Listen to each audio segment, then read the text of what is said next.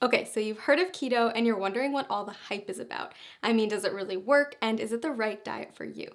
Well, there's a really simple answer to this question. If you want to see dramatic results in both how you feel and how you look, then following a keto diet is an amazing option. Now, here's the deal. Like any new habit, getting started with keto can be challenging, and you're going to have to stick with it to see those results. But trust me, if you can commit to the 3 things I'm going to share with you in this video, your body and your health will thank you. But before I share those 3 tips, let's make sure we're clear on what a keto diet is anyway. When you start a keto diet, you're committing to eating a high amount of fat, a very low amount of carbs, and a moderate amount of protein.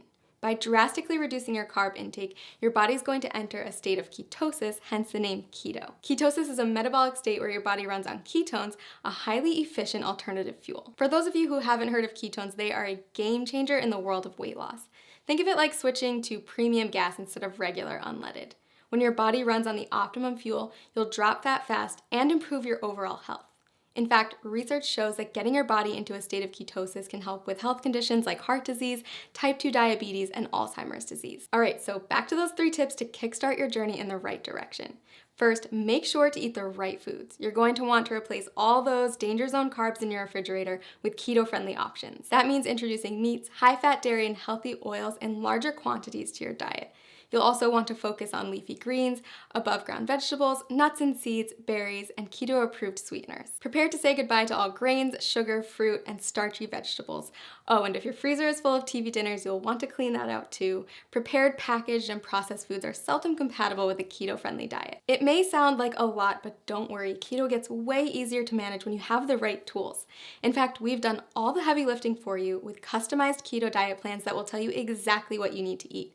Just click the link below this video to discover the plan that will work best for you. And you might even be surprised by how many of the things you love you can still eat once you learn how to make them keto-friendly.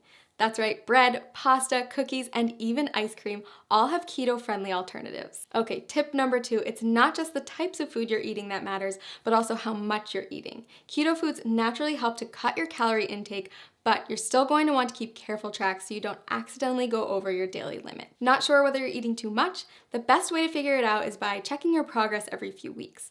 If you're not getting the results you're looking for, consider adjusting your daily calorie limit accordingly. Remember that whole rule about high fat, low carb, moderate protein?